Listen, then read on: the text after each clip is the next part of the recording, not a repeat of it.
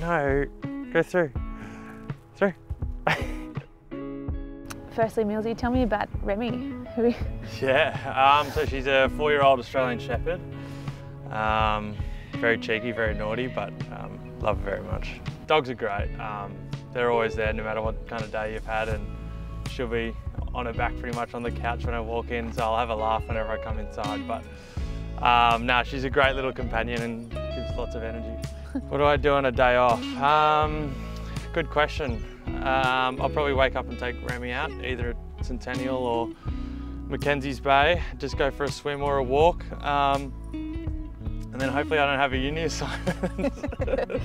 But no, not much, just really chill out and see some of the boys and have a bit of me time as well.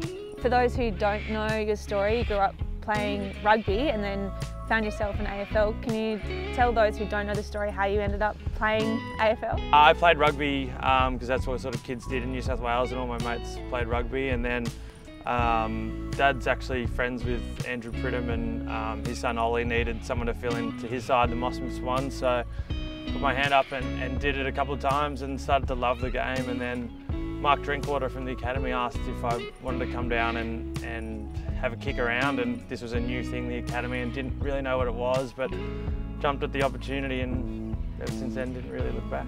I don't think there was ever a point where I was like, yeah, like I can play AFL or anything like that, but I think just the guidance that I had from Michael O'Loughlin and specifically Chris Smith was so huge.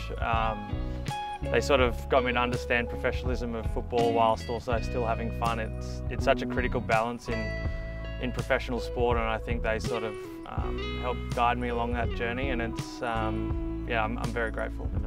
You're celebrating 150 games for the Swans. What does that mean to you? I got asked in an interview the other day sort of, you know, what sort of achievement it is, and I sort of reflected and sort of thought, what would 8-year-old Callum think? And I think it's pretty cool. You know, not many people get the opportunity to play AFL footy, one game, let alone 150. So something I'll probably really appreciate a little bit later on, but I think it's pretty cool at the moment. Who's been your biggest supporter off the field, do you think, in those 150 games? Probably definitely my partner, Tiffany. She's sort of gone through the journey with me. It's sometimes a pretty selfish game, AFL football, and you need to be able to get the best out of yourself, and she's been an unbelievable support while also sort of managing her own career. So it's been an exciting journey, and hopefully there's plenty left. How do you enjoy leading alongside Parker and Rams? Yeah, I love it. We've built a real connection over the journey, and it's exciting to go through it with other people, I guess. It can sometimes be lonely leadership, but to have those two by each other's our sides is pretty cool, and we've definitely gained experiences that you wouldn't end up doing anything else, and I'm really grateful for them because I've learned so much. You guys are individuals in your own right. You're all a bit different. What do you think each of you bring to the leadership? Yeah, it's very true. Parksy's very much a lead by example and is very fierce on game day, and Rams is a real deep thinker and thinks long term and a bit differently to the rest of us, which offers, you know, sometimes, well, a lot of the times, great value, and then I'm sort of a little bit in between the both of them and go to and fro. So I think our strengths and weaknesses balance each other out, and that's why we've sort of done it over the years. We saw Horse recently celebrate 300 games as a coach, and everyone got around him. What is Horse like behind closed doors? Yeah, there's a good representation of what Horse means to us. He's such a nurturing, supportive head coach that has the ability to empathise with you whilst also driving high standards, and that's a really hard balance to get as a head coach, and I think that's what everyone strives to get. And he has it in spades, which is so important, and you know, you obviously saw the care and love that we have for Horse after the game, and it was a tight game and we got it done for him, which was nice. How are you enjoying leading a lot of the young crop that are coming through now?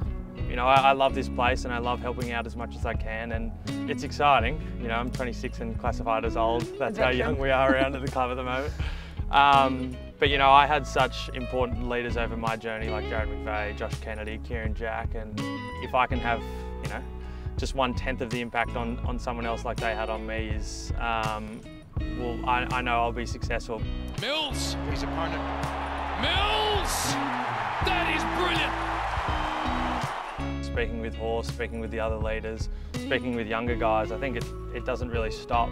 There's not really an off switch to being a footballer and a leader, but that's something I love. It's constant development, and Horse is at the forefront of it. You don't really see Horse get a rest day or relaxing with his feet up anywhere. He's an extremely hard worker, and that sort of sets the tone for the rest of us really, and it's something that we really value is working hard and constantly striving to get better.